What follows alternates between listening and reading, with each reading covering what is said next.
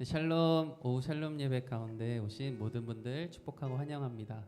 시간이 되었으므로 제가 기도하고 예배 시작하겠습니다. 사랑하는 하나님 아버지, 우리 이 시간 예배의 자리 가운데 불러주심에 다시 한번 감사합니다. 우리가 이 자리에 있는 것이 주님의 은혜고 사랑이라는 것을 우리가 늘 기억할 수 있게 소망합니다. 그리고 그 마음 우리가 간절히 하나님 앞에 찬양하며 하나님 앞에 이 가사들의 고백을 하나님 올려드리나오니 우리의 마음 받아주시고 또 하나님이 기뻐 받아주시는 시간 되게 하여 주시옵소서. 사랑하는 예수님의 이름으로 기도합니다. 아멘. 우리 함께 온 세상 창조주 같이 찬양합니다. 박수 치면서 찬양하겠습니다. 온 세상 창조주, 온 세상 창조주, 온 세상 구원자, 모든 것 이기신 능력에 한 번 더 고백합니다. 온 세상 창조주, 온 세상 구원자, 모든 것 이기신 능력의 하나님, 모든 만물 주를 찬양해. 모든 민족 주께 경배해. 모두 승리하리, 모두 승리하리. 열방 얻게 되리. 하나님께서 통치하시네. 모두 승리하리. 열방 얻게 되리. 위대하신 왕. 처음부터 한 번 더 고백합니다. 온 세상 창조주, 세상 창조주, 온 세상 구원자, 모든 것 이기신 능력의 하나님, 모든 만물 주를 찬양해. 모든 민족 주께 경배해. 모두 승리하리, 모두 승리하리. 열방 얻게 되리. 하나님께서 통치하시네. 모두 승리하리. 열방 얻게 되리. 위대하신 왕. 찬양 할렐루야, 찬양 할렐루야, 찬양 할렐루야. 하나님께서 통치하시네.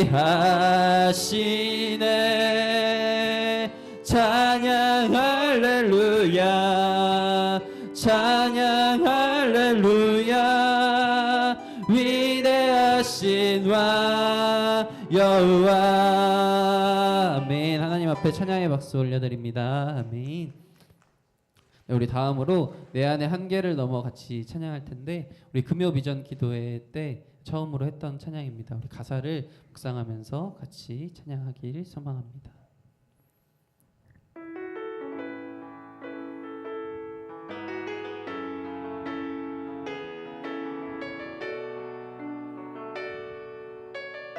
주께서 주신 모든 주께서 주신 모든 시간 헛된 것 없네.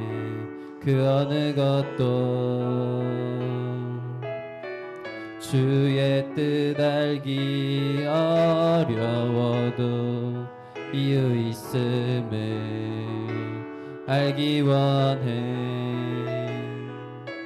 나의 모든 걸음이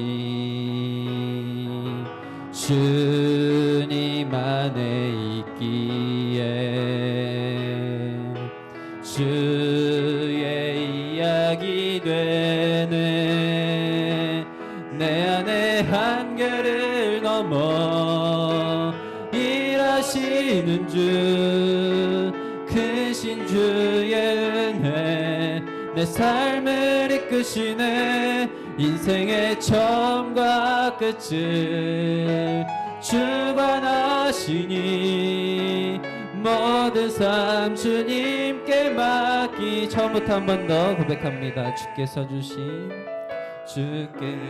주신 모든 시간 헛된 것 없네 그 어느 것도 아멘 주의 뜻 알기 어려워도 이유 있음을 알기 원해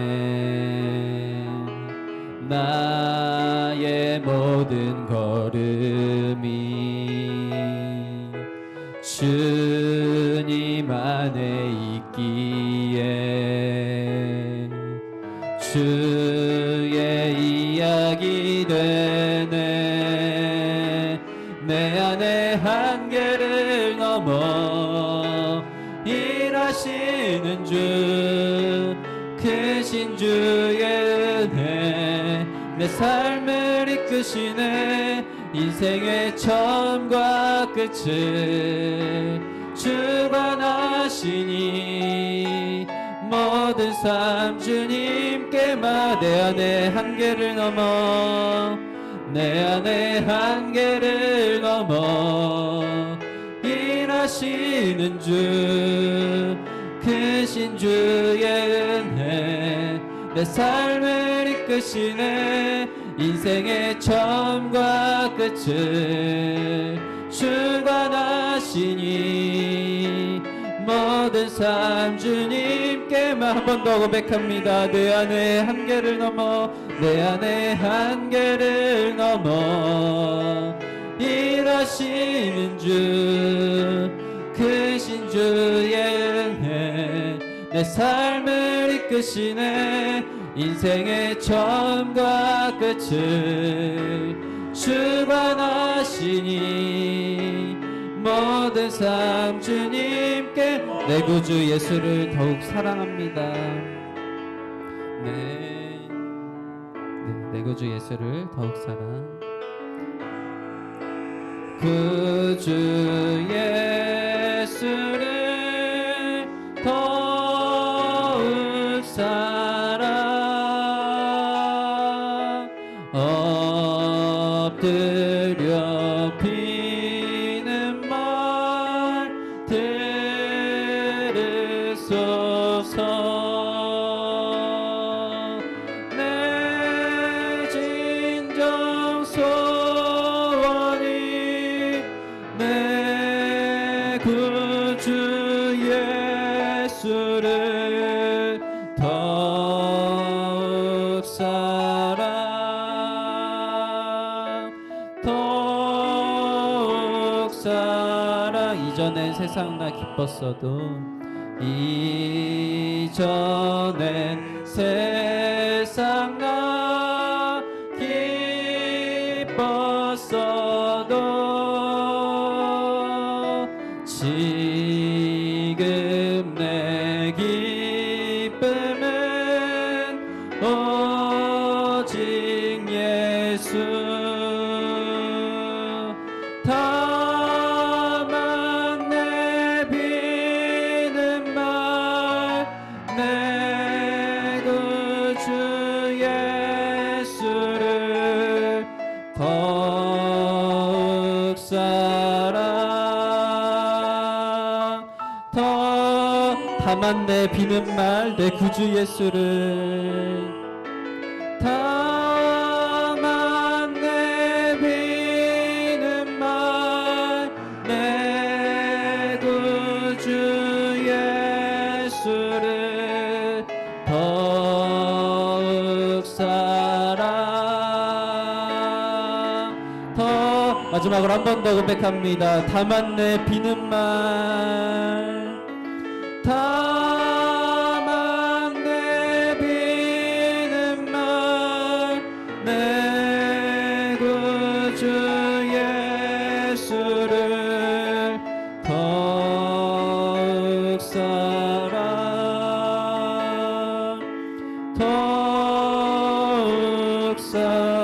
이 시간 함께 기도하며 나아가기 소망합니다. 찬양의 고백처럼 우리의 한계를 넘어서 일하시는 그 주님, 크신 주님의 은혜로 우리의 삶을 이끄시는 주님, 우리가 그 주님을 더욱더 사랑하며 나아가길 소망합니다. 하나님, 이 예배 시간 우리가 그러한 마음을 담아 주님을 사랑하는 마음을 담아 이 시간 있사오니 아버지 주님, 이 시간 예배 시간 가운데 주님의 은혜를 더욱더 아버지 우리에게 부어주시고 아버지 주님, 주님께서 기뻐 받아주시는 예배가 되게 하여 주시옵소서. 예배를 위하여 주실 은혜를 위하여 주여 한번 부르짖고 기도합니다. 주여, 아버지 주님, 우리는 너무나 연약합니다. 아버지, 우리는 무너집니다. 그러함에도 불구하고 우리의 한계를 넘어 아버지 우리에게 임하시는 그 주님, 그 주님의 놀라우신 은혜, 아버지 그 은혜가 우리의 삶을 이끌어갑니다. 아버지 주님, 우리의 인생 처음과 끝 그 모든 것이 하나님의 주관 아래 있사오니 아버지 우리가 이 예배 시간에 있다는 것조차 주님의 은혜고 주님의 이끄심이 나오니 아버지 예배 시간 온전히 우리가 주님만을 바라보며 나아갈 수 있는 시간 되게 하여 주시옵소서. 아버지 이 예배 주님께서 기뻐 받아주시는 예배가 되게 하여 주시옵소서. 주님 함께 해주시옵소서. 주님을 영광 받아주시옵소서.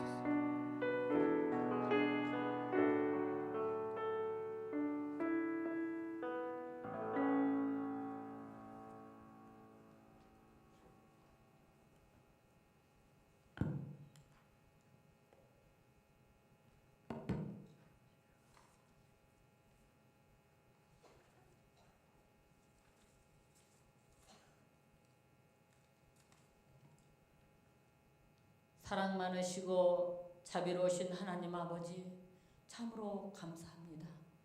혼탁한 세상 속에 오늘 주님의 날에 이영순 목사님을 통해 다니엘서의 귀한 말씀을 듣게 하시고 또 오후 예배로 전재국 목사님을 통하여 귀한 말씀을 듣게 하시니 감사합니다. 나라들은 서로가 서로를 미사일의 도발로 나라는 자기 교만과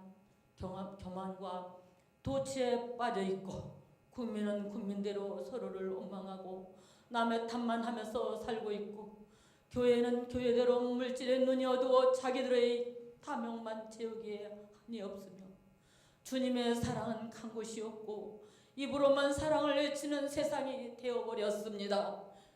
머리털 하나까지도 세심바 되신 주님, 저희들에게 주님의 참 사랑을 주시옵소서. 코로나19로 아직도 어려움이 많고 경제는 갈수록 어렵고 어디에서부터 바로 잡아야 할지 하나님 아버지, 모든 유종자들과 교회들을 불쌍히 여겨 주시옵소서. 이제는 국민을 위한 정치를 하게 하고 주시옵소서. 성령 하나님, 먼저 믿는 저희들부터 회개의 영을 부어 주시옵소서. 아버지 하나님, 때가 임박함에 징조를 보이건만 소돔 고모라 성과 같이 나타할 대로 나타해져서 정신이 없이 살아가고 있습니다. 저희들을 용서하여 주시옵소서. 어서 속히 저희들에게 참사랑의 주님을 닮아가게 하여 주시옵소서. 추수감사절을 앞두고 다음 주 한 주간 있을 새벽 기도회를 통하여 우리 교회가 먼저 새벽을 깨우게 하시고 사랑의 깃발을 들고 본이 되는 교회가 되게 하시고 유종자들도 이제는 국민을 위한 정치를 하는 자들이 되도록 안정을 주시옵소서.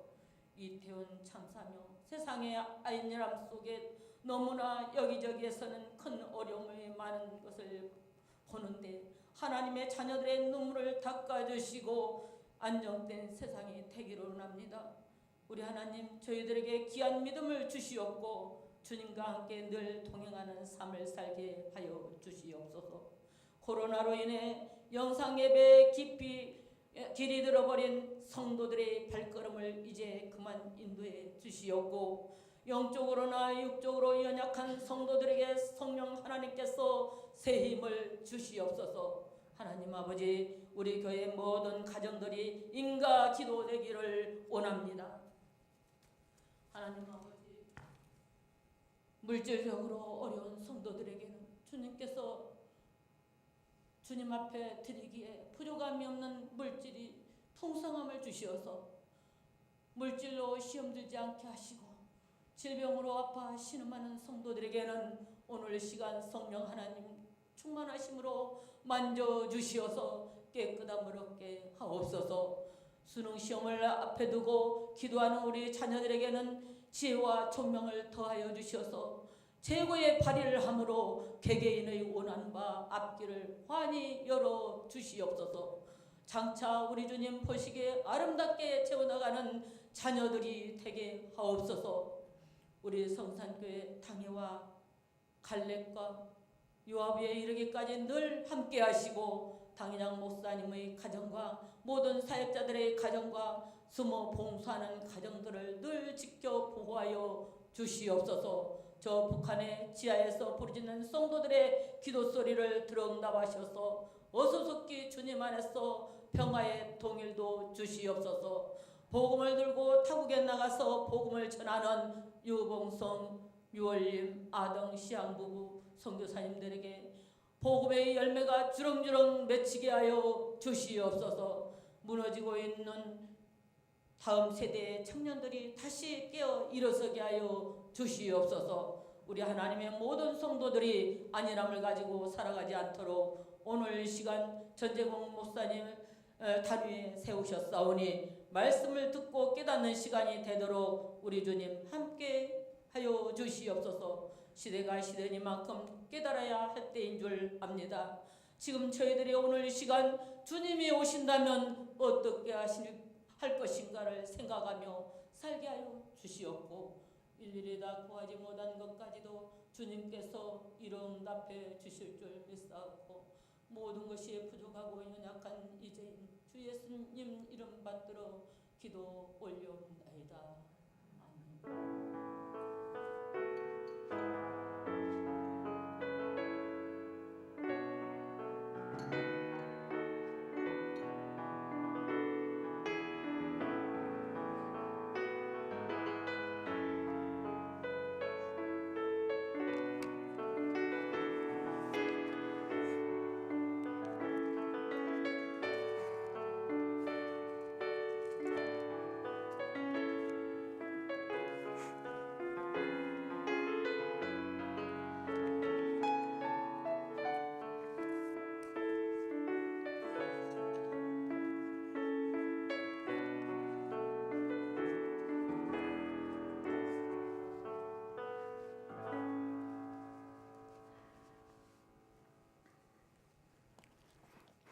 하나님 말씀 보시겠습니다.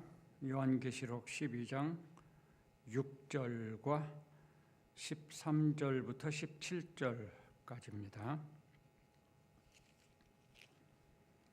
6절 한 절 읽고 그리고 13, 17절 읽겠습니다. 그 여자가 광야로 도망하며 거기서 1260일 동안 그를 양육하기 위하여 하나님께서 예비하신 곳이 있더라.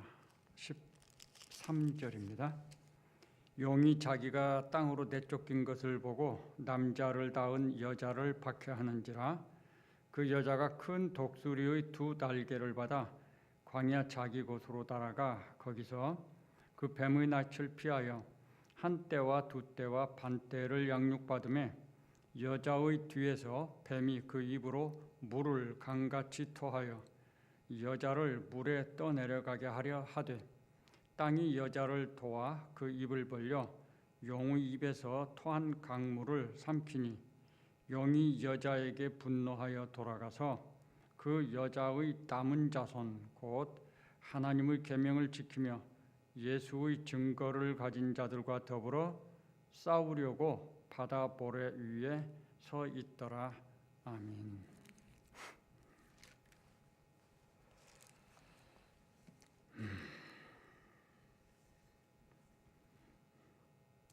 이 계시록 12장은 이 전체가 영적 전쟁의 이야기입니다. 맨 처음 부분은 대장끼리의 영적 전쟁이었죠. 그리고 이제 두 번째 부분은 하나님 나라에서의 영적 전쟁이었고요. 그리고 오늘 읽은 이 6절 그리고 13절부터 17절까지는 성도들의 영적 전쟁 이야기입니다. 그 영적 전쟁의 이야기를 한 번 더 정리하면은 용으로 말해지는 그 사탄과 그 무리가 하나님의 보좌가 있는 하늘에서 전쟁을 하죠. 하나님께 도전을 합니다. 그래서 전쟁을 일으켰다가 완전히 패배해가지고 땅으로 쫓겨납니다. 그래서 이제 이 땅에서 그 결과로서 땅에서 대장끼리의 전쟁이 일어나죠. 예수님과 사탄의 전쟁이. 그게 이제 복음서의 내용이고요. 그래서 예수님이 이 전쟁에서 승리합니다. 예수님은 부활해서 승천하셔서 하나님 보좌 우편에 앉아 계시고 사탄은 전쟁에서 패배해가지고 무저갱에 갇히게 됩니다. 그런 결과로 사탄의 세력이 힘이 약해지고 예수님이 부활 승천하셔서 다시 세상에 오신다고 약속했는데 그 약속대로 성령 하나님을 보내시죠. 그래서 성령 하나님께서 이 믿는 자들에게 임하여서 그때부터 우리 믿는 자들이 성령 하나님의 도움을 힘입어서 힘있게 복음을 전하고 또 교회가 부흥하고 말씀이 흥왕한 시대가 옵니다. 이것을 교회 시대라고 하고 또는 여기 성경대로 하면 주 안에서 1000년 동안 왕노릇한다라고 이 시대를 말하고 있습니다. 성경이 약속한 대로 하나님의 그 경륜의 영원한 시간표 가운데에서는 반드시 이 사탄이 노연하는 때가 잠깐 있다고 그랬어요. 그 기간이 길지 않고 잠깐입니다. 세상 끝날이 되면. 그래서 이 사탄이 노연하면 이제 그때부터 이 마지막 영적 전쟁의 시기로 접어들죠. 그래서 그 사탄이 노연한 결과로 이 세상이 정말 악해지고 그리고 믿음의 성도들이 많은 환난과 핍박을 받게 됩니다. 그 이야기가 이제 요한계시록 11장에 나오는 이야기고 그리고 오늘 이 12장에 우리가 읽은 이야기라고 할 수 있겠습니다. 그래서 우리 마지막 때 성도들은 그런 그 사탄이 노연하는 결과로서 잠깐이지만 영적 전쟁이 아주 큰 폭풍에 휘말리게 됩니다. 오늘 읽은 이 6절과 13, 17절이 그 내용을 좀 간단하게 이렇게 다루고 있어요.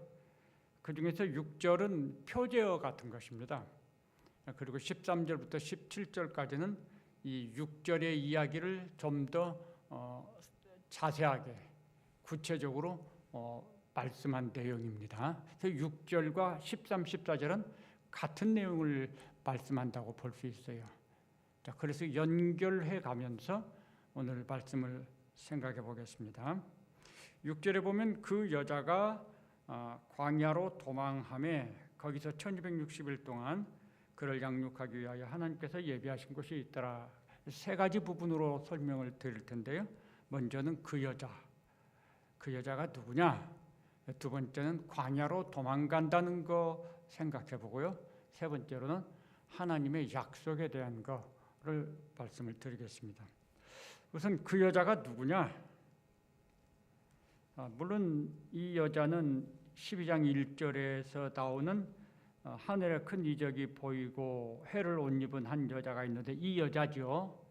그 다음에 또 12장 4절에서 보면 5절에 보면 여자가 아들을 낳으니 그래서 이 남자를 낳은 여자 하늘에서 이적으로 보여진 이 여자는 잉태를 했고 남자를 낳았습니다. 이 남자가 아기 예수님이시죠. 그래서 6절에서 그 여자는 바로 지금 말씀드린 여자, 그 여자와 똑같은 동일한 여자입니다. 이 여자가 누구냐?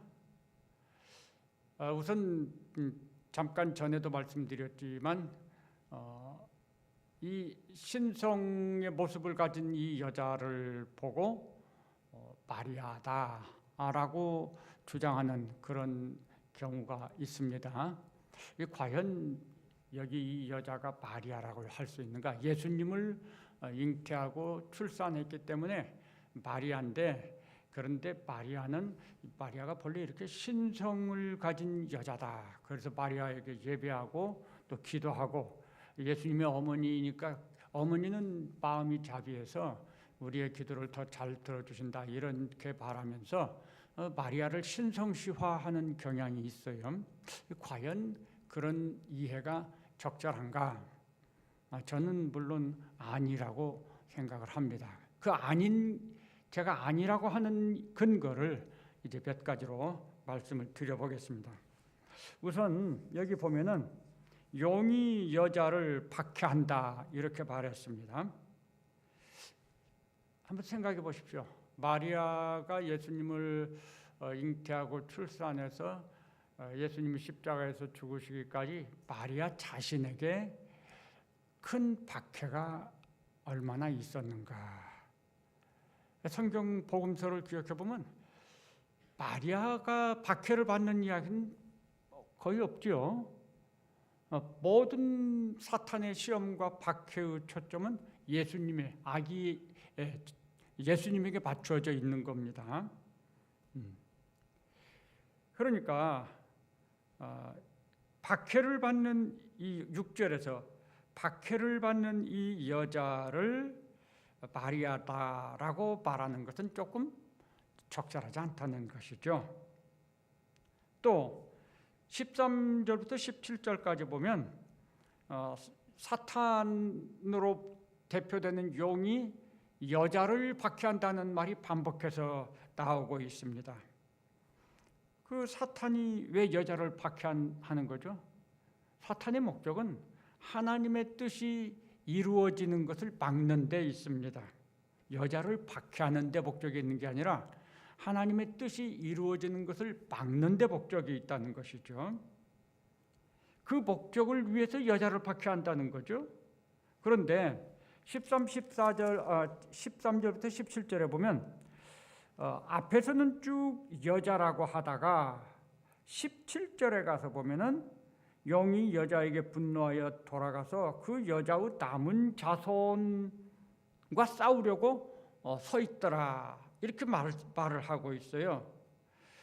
여자를 박해한다고 했는데 뒤에서는 여자의 남은 자손과 지금 싸우고 박해한다는 거죠. 그러니까 이 연결을 보면은 여자는 어떤 의미를 가진 것이냐? 바로 교회와 성도들, 이 남은 자손 교회와 성도를 의미하는 겁니다. 그래서 교회와 성도들을 대표하는 표현으로서 여자다 이렇게 한 것이에요. 그러니까 마리아다라고 말하기 어렵다는 것이죠. 더더군다나 마리아가 예수님의 어머니로서 마리아가 이 세상에서 살면서 낳은 자손들, 즉 예수님의 동생들은요, 육신적 형제들은 몇 안 돼요. 그런데 17절에 여자의 남은 자손은 이게 아니잖아요. 이 세상의 모든 교회와 성도들을 다 망라하는 거예요. 그러니까 여자의 남은 자손은 여자가 낳은 자손이라는 말과는 전혀 다른 거예요. 여자의 남은 자손은 교회와 성도들이니까. 그래서 이 여자가 마리아다 이렇게 말하는 것은 너무 좀 맞지 않는 설명이다. 그렇다면 뒤에 설명을 뒤에 또 드리겠습니다. 두 번째로 여자가 교회다 이렇게 이해하는 그런 경우가 있습니다. 이 여자를 교회라는 거죠. 왜 그렇게 말하느냐? 나름대로 이유가 있어요. 아까 이 여자가 마리아가 마리아를 신성시하는 것을 1절에서 찾아본 것처럼 이 여자를 교회라고 하는 주장도 나름대로 이 성경에서 근거를 갖고 있다는 거죠. 어떤 근거를 가지고 있느냐? 교회가 아기 예수를 잉태하고 낳았다는 설명인데요. 좀 억지스럽죠. 들어보면. 통상 우리 넓은 의미에서 구약의 이스라엘을 구약교회라고 합니다. 그런데 그렇게 말하면 조금 전체적인 면에서 보면 좀 납득이 안 가는 문제들이 일어나잖아요. 그래서 좁은 의미에서 구약교회는 아브라함으로부터 시작해서 아브라함과 다윗의 후손으로 내려오는 이 믿음의 사람들이 이제 구약교회로 이렇게 인정을 받을 수가 있습니다. 예수님의 아버지와 어머니인 요셉과 마리아가 다 이 아브라함과 다윗의 자손의 족보 속에 있어요. 그래서 마태복음 1장을 보면은 또 누가복음을 보거나 그러면 족보상으로 볼 때 예수님은 아브라함과 다윗의 후손에 해당이 되는 거거든요. 즉 구약교회와 연관이 있다라고 주장하는 것이죠. 그래서 예수님으로부터 이제 교회가 나오는데 이 구약 예수님은 결국 그 구약교회와 연관이 있다. 그래서 이 여자는 교회를 의미한다. 이런 식의 설명이에요. 근데 그 방식의 설명은 뭘 특히 강조하냐면 혈통을 강조하는 겁니다. 아브라함과 다윗의 후손. 혈통을 강조하는 방식이에요. 그런데 요한복음 1장 12, 13절에 보면 우리 예수님을 믿는 성도들을 향해서 뭐라고 했느냐면 이것은 혈통으로나 육정으로 난 것이 아니고 오직 하나님의 뜻으로 났다고 말씀을 했거든요. 그러니까 혈통이나 육정으로 태어나는 이것은 우리 성도들과는 상관이 없다. 신학교회하고는 상관이 없다라고 할 수가 있는 거죠. 그렇게 보니까 이 여자를 교회로 설명하는 이론은 조금 퍼즐을 잘못 맞춘 것이다. 억지스럽게 맞춘 것이다. 이렇게 설명할 수가 있습니다. 1절의 여자가 아이를 잉태하고 땅에서 아이를 출산하죠. 이 아이가 장성하고 고난을 받고 죽음을 당하고 부활 승천하고 성령 그리고 예수님을 대신해서 성령 하나님이 이 세상에 오십니다. 신약교회는 바로 이 성령 하나님이 임하신 그때부터 시작이 됩니다. 성령의 역사로. 그러니까 신약교회의 출발과 이 교회가 여자라고 하면서 구약교회에서 내려오는 이것은 맞지 않는다는 거예요. 우리가 유대교와 기독교가 다르다는 것과 마찬가지인 거예요. 유대교와 기독교 서로 한 하나님을 믿는 것이고 같은 성경을 가지고 있는 것 같지만 사실은 전혀 뿌리가 달라요. 그런 면에서 우리가 이 교회가 여자가 교회다 이런 설명은 조금 역시 맞지 않다 이렇게 볼 수 있을 것 같아요. 그러면 왜 하나님께서는 시종 여기에서 여자를 강조하고 있는가? 여자 하고 강조하고 있잖아요. 그것은 하나님께서 이렇게 강조하시는 데는 우리에게 가르쳐 주시려고 하는 게 있기 때문에 그런 거예요. 이렇게 여자가 중요한 게 아닌 거예요. 여자라는 표현을 통해서 여자라는 표현을 이 교회와 성도들에게도 적용시키고 예수님에게도 적용시켰잖아요. 연결을 해가지고 여자가 낳은 아이, 여자의 남은 자손. 왜 여자를 이렇게 반복해서 썼을까? 하나님이 이걸 통해서 우리에게 가르쳐 주시고자 하는 게 두 가지가 있어요. 저는 두 가지를 생각했어요. 첫째는 예수님과 우리 성도들은 형제라는 거죠. 뿌리가 같다는 거예요. 여자라는 이 말은 여자에게서 예수님이 나왔죠. 여자의 남은 자손이죠. 뿌리가 하나예요. 우리 교회와 성도들과 예수님은 같은 뿌리에서 나온 한 형제다. 그걸 분명히 성경이 가르쳐주죠. 히브리서 2장에 보면은 이렇게 말씀했어요. 거룩하게 하시는 이와 거룩하게 함을 입은 자들이 다 한 근원에서 난지라. 그러므로 형제라 부르시기를 부끄러워하지 아니하셨다. 우리가 다 죄인들이에요. 예수님 거룩하신 분이고 이런 죄인들을 향해서 형제라고 부르시기를 부끄러워하지 아니하셨다. 왜? 우리가 본래 같은 뿌리니까. 한 뿌리니까요. 한 뿌리 하나님께로부터 난 자라는 거죠. 예수님 하나님께로부터 난 자예요. 그리고 요한복음 1장 13절에 보면 역시 우리 성도들도 하나님께로부터 난 자입니다. 그래서 여자라고 하는 이 표현을 통해서 예수님과 우리가 한 뿌리에서 나온 근원이 하나인 형제다, 가족이다, 이런 사실을 강조하고 있다고 봐요. 두 번째는 교회와 성도가 예수님과 형제라고 하는 이 사실, 이게 참 중요한 거 우리한테 하나 깨닫게 해주는데, 그것은 우리의 존재의 목적, 교회와 성도들의 이 세상에서 존재의 목적에 대한 겁니다. 예수님의 목적이 우리의 목적이어야 돼요. 교회가 세상에 존재하는 목적, 성도들이 세상에 존재하는 목적은 다른 거 아니에요. 예수님이 가지신 목적, 그게 바로 우리 목적인 거죠. 왜? 우리가 형제거든요. 가족이거든요. 같은 하나에서 하나님께로부터 나온 근원이 뿌리가 하나잖아요. 예수님의 목적이 뭐죠?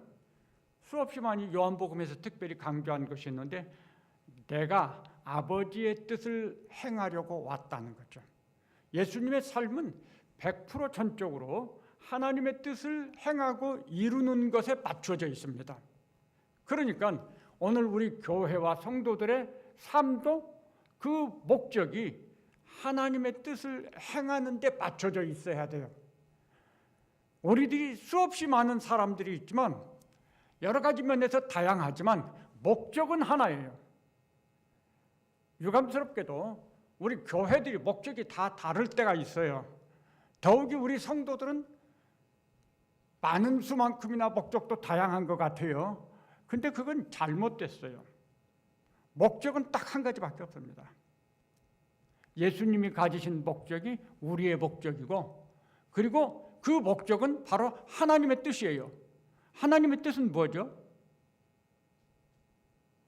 이 세상에 하나님의 나라를 세우시는 것입니다.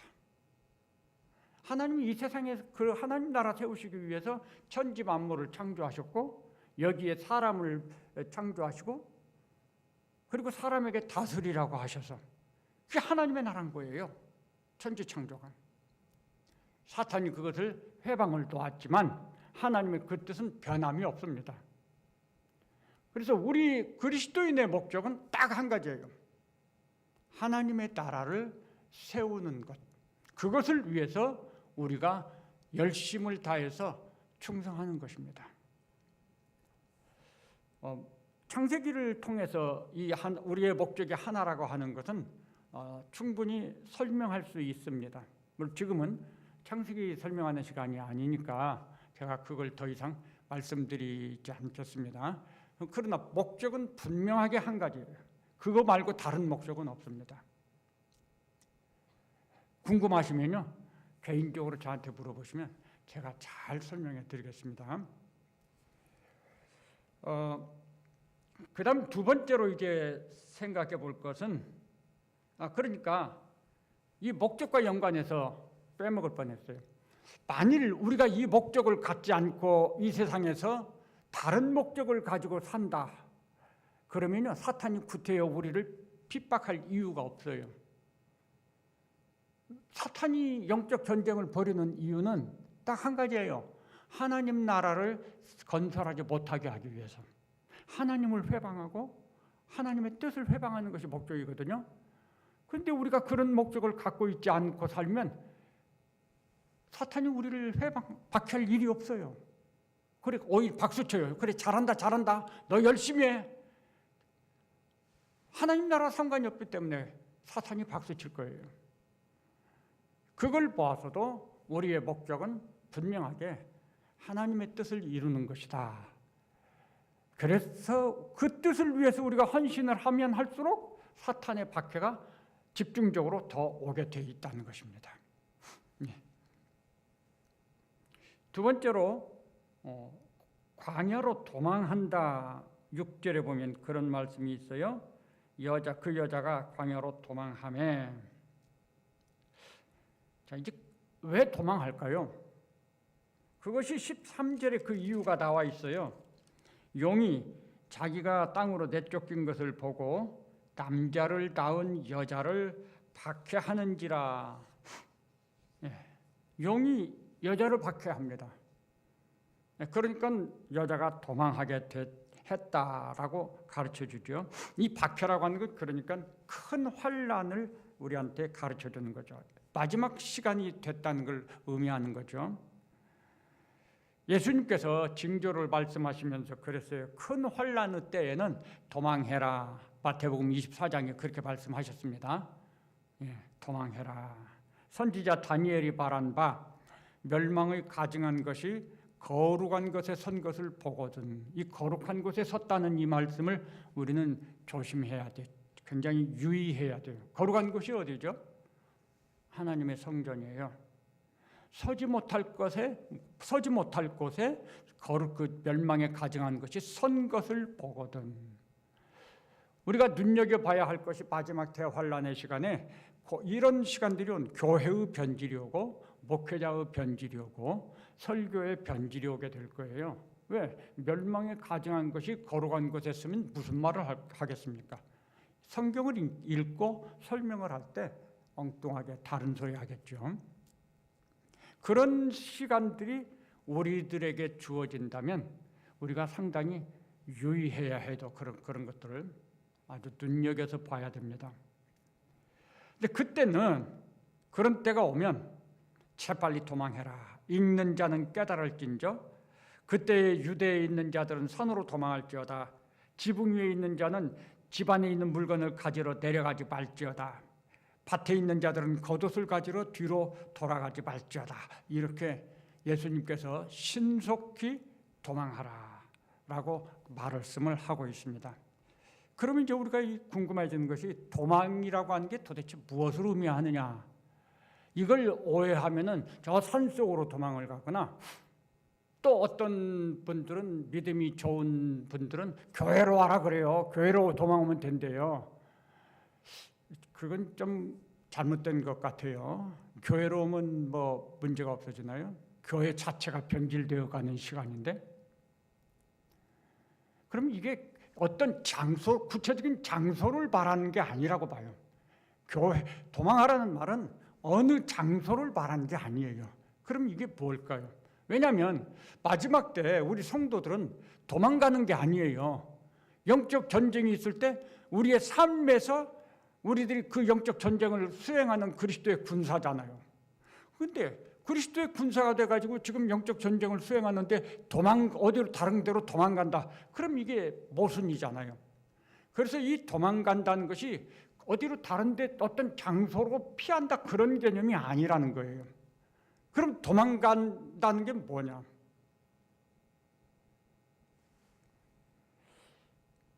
세 가지로 저는 설명을 해보겠는데요. 첫째는 삶의 가치를 분명히 하라는 것입니다. 나에게 가장 중요한 것이 무엇인가? 이렇게 질문해 보시는 거예요.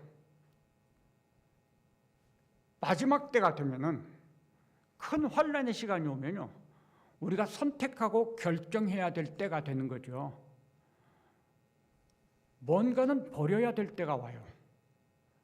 그리고 뭔가는 내가 잡아야 되는 것이죠. 그렇게 갈등이 있다는 거예요. 마지막 환란 때 버려야 할 것이 있고 내가 취해야 할 것이 있는데, 이 버려야 할 것과 취해야 할 것, 이것을 결정하는 내 마음은 뭐냐 그 말이에요. 내가 이 세상을 살면서 복 받기를 바라고 돈을 많이 벌기를 바라고 세상에서 유명해지기를 바라는 것이 내가 믿는 목적이었다고 한다면 나는 그것을 잡을 거예요. 그런데 그러지 않고 그리스도의 군사로서 하나님의 나라를 목적으로 해서 사는 사람이었다면, 그러면 나는 내가 돈을 잃을지언정, 내가 건강을 잃을지언정, 내가 친구를 잃을지언정 나는 이 하나님의 나라를 위해서 사는 것을 놓지 않겠다. 이렇게 선택하고 결정하게 될 것이에요.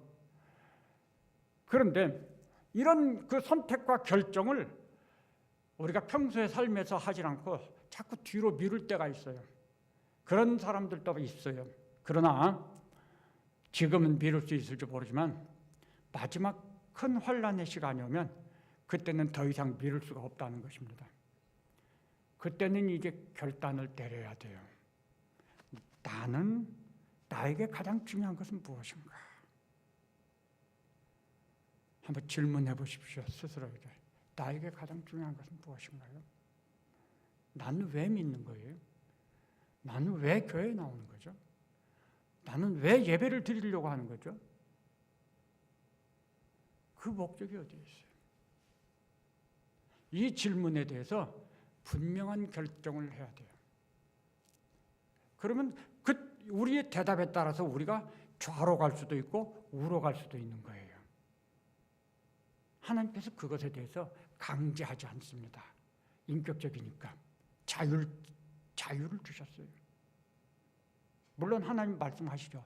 나를 믿고 따르면 하나님 나라에 가. 그리스도의 군대가 되면 좋아. 말씀은 하시지만 강제로 끌고 가지는 않아요. 어디까지나 우리가 자율적으로 선택하게 도와주십니다.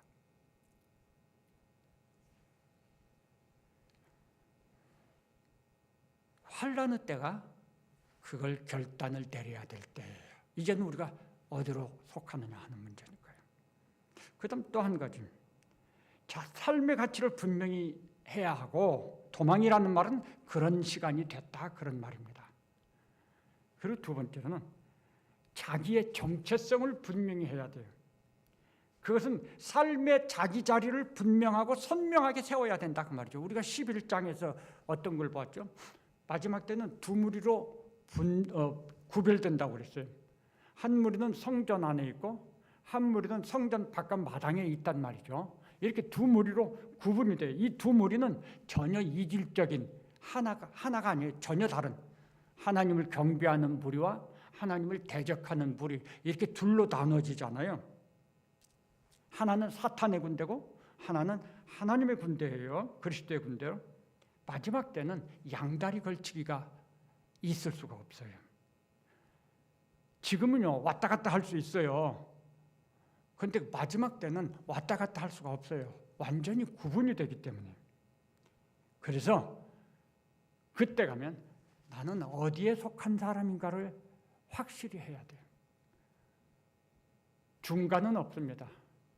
나의 주인은 누군가? 나의 왕은 누구신가? 나는 어디 백성인가? 예수님이 나의 주인이시고 하나님 나의 왕이시고 하나님 나라 백성이라 이렇게 나의 정체성을 확고히 가져야 한다는 거죠. 왜? 영적 전쟁이 시작되면은 그게 분명해야지 전쟁을 제대로 할 수가 있기 때문에 그런 거예요. 도망하라고는 어디 다른 데로 간다는 걸 생각하면 안 돼요. 도망갈 데도 없어요. 세상이 가득해서 악으로 가득 차 있는데 우리는 우리에게 주어진 삶의 현장에서 싸워야 돼요. 영적 전쟁을. 그러니까 도망하느라는 어디로 가라 그게 아니고요. 우리 자신을 좀 분명히 해야 돼요. 그런데 우리가 그렇게 분명히 하고 있는데 우리의 삶의 상황에 문제가 있을 수가 있어요. 어떤 문제가 있느냐? 내가 지금 현재 살고 있는 처한 곳 또는 내가 소속되어 있는 어떤 단체 어떤 모임 이런 것들이 있어요. 우리는 다 이 세상에서 그렇게 살거든요. 그런데 내가 처해 있는 장소, 내가 속해 있는 모임과 단체, 조직 이런 것들이 악의 무리로 가득 차 있고 악한 자들이 이 힘을 가지고 있단 말이죠. 그러면 거기에서 계획되고 벌어지는 모든 일들은 악한 것이 될 거예요. 그런 상황을 만날 수가 있어요. 그때 우리는 갈등을 해요. 야, 이거 어떻게 해야 되나? 첫 번째로 생각해야 될 것은 우리는 우리에게 주어진 삶의 초소에서 선지자의 사명을 가지고 있다고 그랬잖아요. 그러니까 마지막 환난의 시간에 우리는 우리에게 주어진 모든 삶의 초소에서 각자가 선지자로서 증인으로서 사명을 감당할 그런 믿음과 헌신을 요구받는 겁니다. 그래서 선지자의 사명을 감당하기 위해서 악과 똑같아지면 안 되죠. 악에게 굴복해도 안 되고 악을 쫓아가도 안 되고 악과 타협해도 안 돼요. 그런데 그 속에서 우리는 소금이고 빛이에요. 이게 영적 전쟁을 하는 거예요. 소금이고 빛이, 이 빛으로 사는 것이. 그게 선교사의 사명을 감당하는 거예요. 선교사의 사명이니까 뭘 말하고 막 전하고 그런 개념이 아닌 거예요. 우리 삶 자체가 선교사의 사명을 감당하는 삶이에요. 소금과 빛으로 사는 것이. 가장 쉽게 말하면 거짓말쟁이들하고 있을 때 정직함을 포기하지 않는 거죠. 근데 이게요, 이 거짓말하는 사람들 속에 정직한 사람이 있으면 저절로 부딪히고 저 사람들이 막 정직한 자를 비난하고 욕을 하고 모함을 해요. 자기들을 따르지 않는다고. 그래도 내가 거기서 버틸 수 있으면 버텨보세요. 선지자의 사명을 사는 거죠. 그런데 그렇게 안 될 때가 있어요. 막 나를 강제로 끄집어 당기고 나에게 모함을 막 해서 뒤집어 씌우고, 이렇게 조직 속에서 개인은 죽어요. 개인이, 정직한 개인은 살 수가 없어요. 조직 속에서 다 똑같은 사람이 되어버리는 거예요. 나는 원치 않지만 겉으로 소문은 그렇게 나게 돼 있어요. 그러면 어떻게 해야 되느냐? 자기 정체성, 그럴 때 계시록 18장 4절에 보면요, 나오라고 그랬어요. 그 18장에 가서 설명을 할 이야기죠. 그런데 한번 오늘 잠깐 한번 찾아서 보시겠습니다. 18장 4절.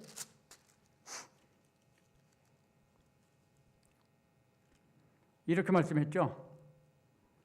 내 백성아, 거기서 나와 그의 죄에 참여하지 말고 그가 받을 재앙들을 받지 말라. 내 백성아, 거기서 나와라 그랬죠. 예, 마지막 때에 우리는 나와야 될 상황이 될 수도 있어요. 근데 이 나온다는 게 방금 앞에서 말씀드린 삶의 가치를 분명히 하고 자기 정체성을 분명히 해야만 이때 나오는 게 가능해요. 이게 분명하지 않으면 나올 수가 없어요. 나오는 것을 주저하게 돼요. 가치가 분명해야 돼요. 롯의 소돔과 고모라 성이 멸망할 때 롯과 그의 가족이 나오죠. 롯은 그래도 조금 아브라함에게 직접적으로 많이 이렇게 배웠기 때문에 그래도 그냥 어떻게 해서 빠져나왔지만 롯의 부인은 가치가 달랐어요. 그러니까는 뒤돌아보지 말라고 했는데 뒤돌아봤잖아요. 그러면 소금 기둥이 됐잖아요. 가치가 정말 이 나의 정체성이 이게 확립이 되어 있어야지 마지막 순간에 나와야 될 때 나올 수가 있는 거예요. 그러지 못하면 휩쓸려 가게 되어 있다는 거죠. 오늘 현실 속에서 우리들이 그런 경우들을 많이 보실 수가 있어요. 너무 안타까웁니다. 그런데 그런 분들 가운데는 목사님도 있고 장로님도 있고 권사님도 있어요.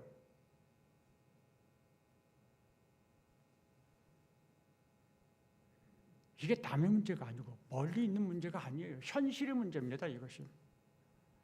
나와야 되는데 나오지 않고 있다는 거야.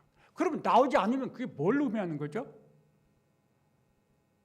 나와야 되는데 나오지 않아요. 지금 선지자의 사명으로 살고 있나요? 올바른 소리 한마디도 안 해요. 잘못을 잘못이라고 말하지 않아요. 그럼 그게 뭐죠? 그게 똑같이 사는 거예요. 지금 똑같이 산다는 게 뭐죠? 이 자기 가치가 똑같다는 거예요. 자기 정체성이 똑같다는 거예요. 그러니까 그분들이 직함이 목사고 직함이 장로고 직함이 권사라고 해서 하나님 나라에 간다고 생각하십니까? 어림없어요. 어림없는 거예요. 우리 스스로 속이지 말아야 돼요. 계시록 끝에 가면 거짓말하는 자들은 하나님 나라에 없다 그랬거든요. 스스로 속이는 자는 하나님 나라에 갈 수가 없어요.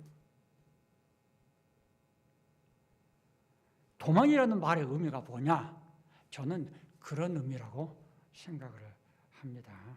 그래서 우리가 그런 상황이 될 때는요, 단호해질 수 있어야 돼요. 이제 우리 성격적으로 단호함이 조금 어려운 분들이 있어요. 성격적으로. 그런 성격적으로 단호함이 어려운 분들이 배워야 될 부분이 바로 그거예요. 중요한 때 정리에 매이지 말고 다음에 저 사람의 어떤 그 눈치하고는 조금 달라요. 저 사람이 뭔가를 좀 더 많이 생각해 주느라고 결단을 해야 될 때 결단을 하지 않으면 휩쓸려 들어갈 수가 있어요. 그래서 우리가 삶의 훈련에서 그런 것들도 필요한 것입니다. 여기 17절에 보면요, 이런 말씀이 있죠. 용이 여자에게 분노하여 돌아가서 그 여자의 남은 자손 곧 하나님의 계명을 지키며 예수의 증거를 가진 자들과 더불어 싸우려고 바다 모래 위에 서 있더라. 이 말씀에 보면은 여자의 남은 자손의 특징이 있어요. 그들의 삶은 특징이 있는데 어떤 특징이 있느냐? 하나님의 계명을 지키며 예수의 증거를 가진 자들이라.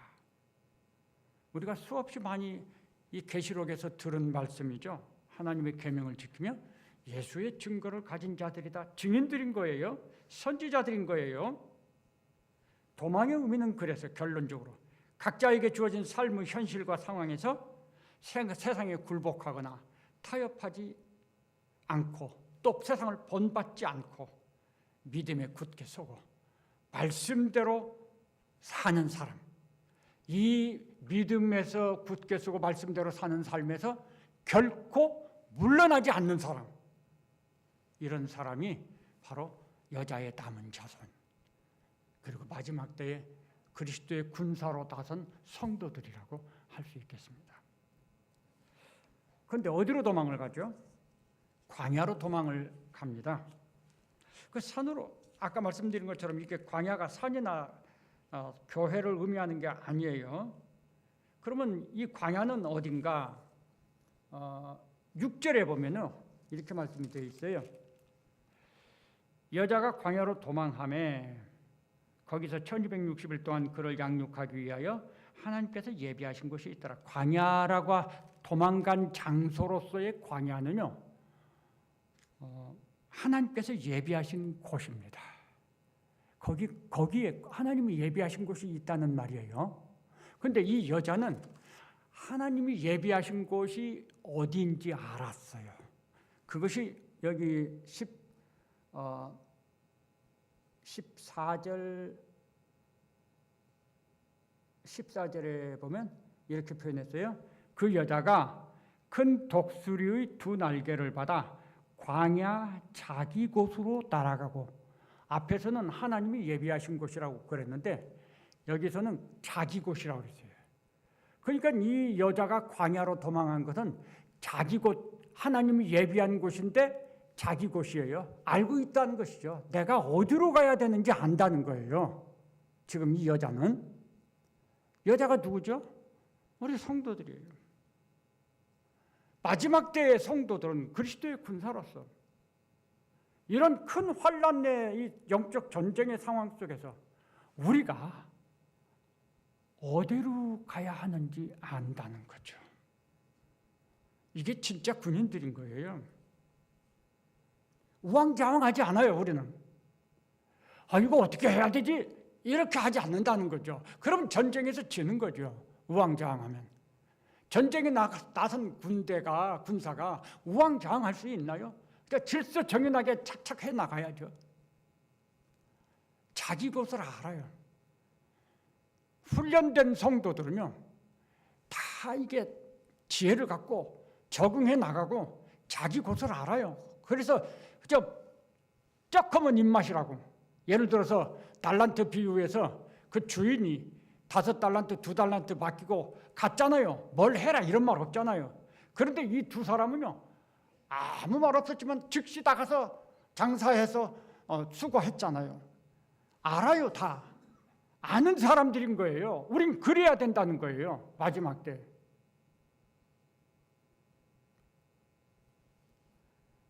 참 성도는 자기가 어디로 피해야 하는지 알아요. 하나님이 예비하신 곳이라고 했죠. 하나님이 무엇을 예비하셨죠?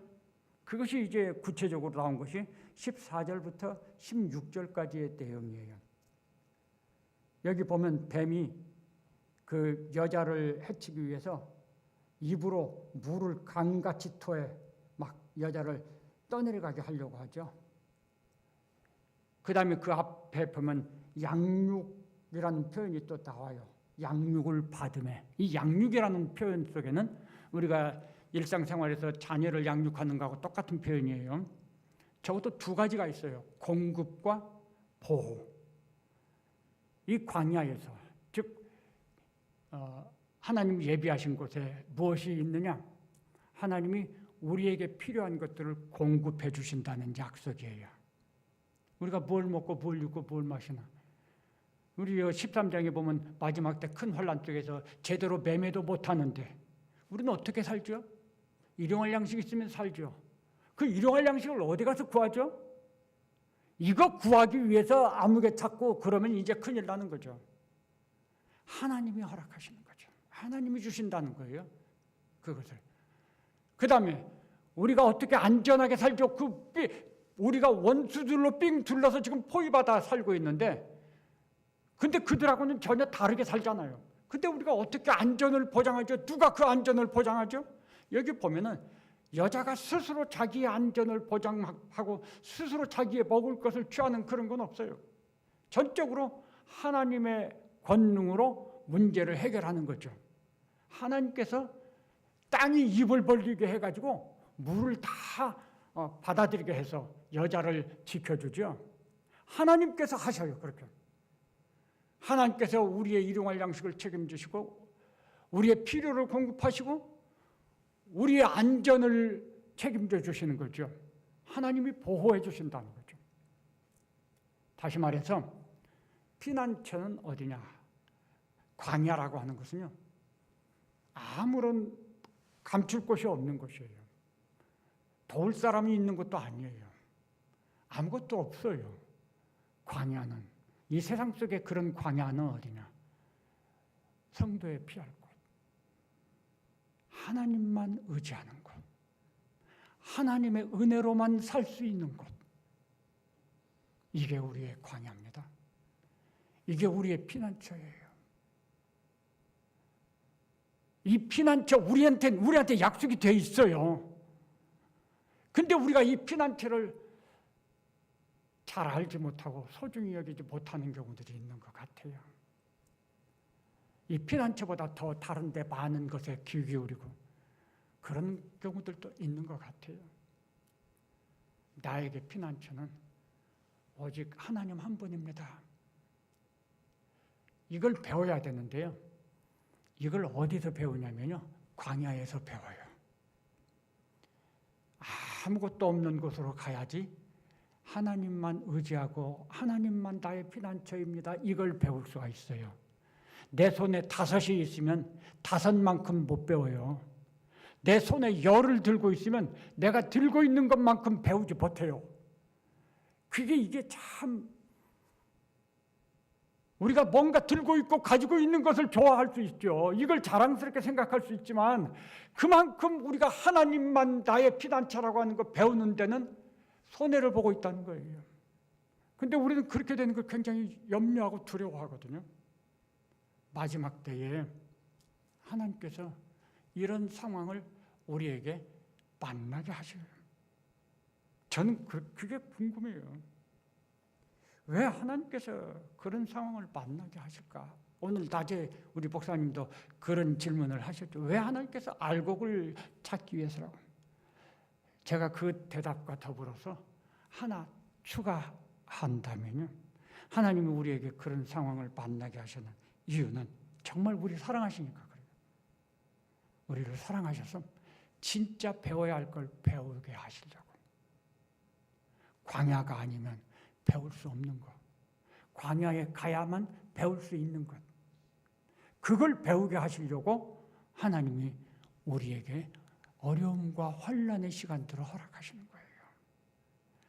우리에게 그런 시간이 올 때 낙심하지 마시고 불평하지 마시고 하나님 나를 정말 사랑하시는군요. 하나님 나를 사랑하셔서 내가 꼭 배워야 할 것이 있는데 그거 못 배우니까 지금 이렇게 하시는 거죠. 내가 배우겠습니다. 하나님. 내가 배우겠습니다. 도와주세요. 라고 기도하시면서 하나님 의지하시면요. 배울 수가 있어요. 저도 그거 배우고 있거든요.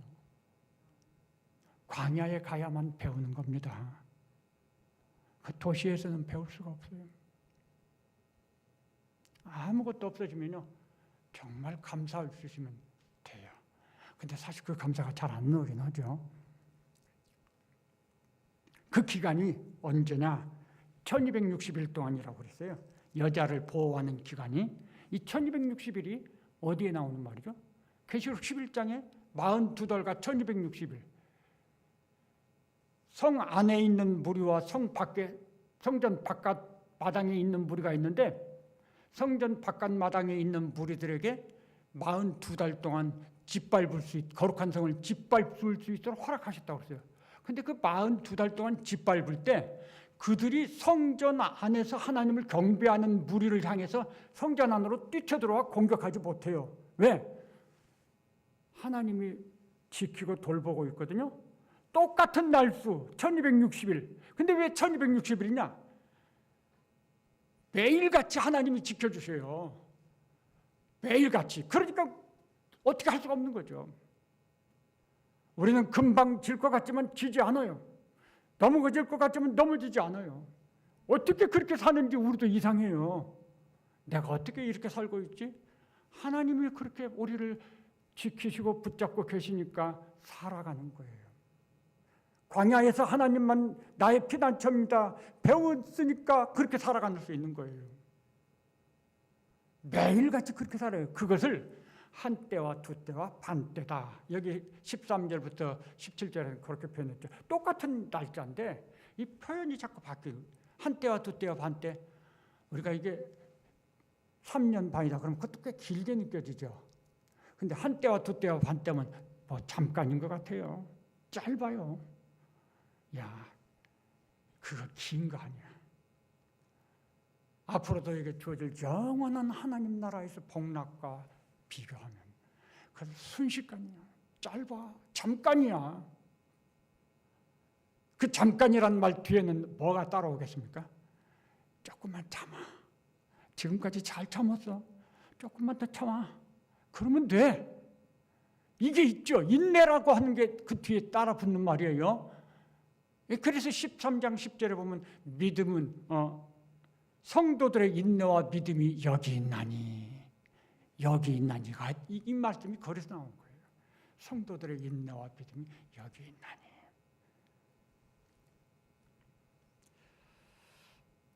(17절에) 보면요 이렇게 말씀했죠. 용이 여자에게 분노하여 돌아가서 여자의 남은 자손들과 더불어 싸우려고 바다 모래 위에 서 있더라. 이게 지금 그림을 하나 그려보면요, 이 해변가에 아주 거대한 용이 팔짱 딱 쥐고 버티고 서 있는 거예요. 지금 마지막 한번 해보자는 거죠. 지금 저는 이 말씀에서 그런 걸 깨달아 생각해요. 용은 정말 끝까지 놓아주지 포기하지 않는구나. 질려. 사탄이요 끝까지 포기하지 않아요. 어저께 저희 아들 결혼식에 우리 교회와 성도들이 정말 축하해 주셔서 너무 감사합니다. 정말 감사드려요. 제가 그렇게까지 하나님의 사랑으로 넘치게 받을 줄은 생각을 못했습니다. 그런데요, 한 이틀 전에 한번 큰 영적 싸움이 생겼었어요. 저녁 때, 늦은 저녁 때 우리 아이가 막 전화를 했어요. 화가 잔뜩 나가지고. 큰일 났어요. 그때 제 마음속에 얼른 떠오르는, 아이고, 이거 큰 싸움이구나. 사탄이 끝까지 물고 늘어지는구나. 그래서 아이에게 얘기해 줬죠. 너 지금 영적 전쟁하는 거야. 지면 안 돼. 네 마음의 평안을 빼앗기면 안 돼. 다 감사하게도 아이가 빨리 깨달아서 그 말을 듣고 다시 마음의 평온을 회복하고, 그래서 어저께 정말 은혜스럽게 예식을 바쳤어요. 너무 감사하죠. 우리 사탄은요 절대 포기하지 않아요. 우리가 평안한 것 꼴 보기 싫어요, 사탄은. 우리가 믿음에 굳게 서 있는 것, 사탄은 그런 거 싫어해요. 그래서 우리가 믿음에 굳게 서 있을수록, 흔들리지 않을수록, 소금과 빛으로 살수록, 우리 마음이 평온할수록 사탄은 더 우리를 노리고 있다는 걸 기억하셔야 돼요. 그래서 항상 준비하고 있어야 됩니다. 그 항상 준비하고 있어야 되는 그게 뭐냐? 뭐 새로운 것도 찾으면 안 돼요. 그럴 때 언제 새로운 거 찾아서 익숙하게 합니까? 사도 바울은 디모데후서 3장 15절 이하에서 배우고 확신한 일에 거하라 그랬어요. 말씀 가운데 거하는데 배우고 확신한 일에 거하는 것. 여기서 우리가 배우고 확신한 게 뭡니까? 다른 데 귀 휩쓸리지 마시고 하나님께서 우리에게 주신 이 귀한 교회, 여기에서 우리들이 그동안 배우고 확신한 거, 그걸 꽉 붙들고 말씀 안에 굳게 서 있으십시오. 그리고 그걸 가지고 자꾸 싸워야 돼요. 그걸 가지고 싸워야 돼요. 새로운 걸 찾아서 싸우면 안 되고 하나님이 이미 주신 걸 가지고 싸우시면 됩니다. 예. 같이 기도하시겠습니다.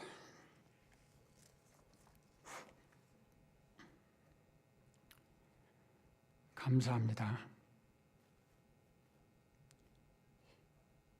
때가 가까웠기 때문에 하나님께서 우리에게 봉한 비밀을 깨닫게 해주신다고 믿습니다.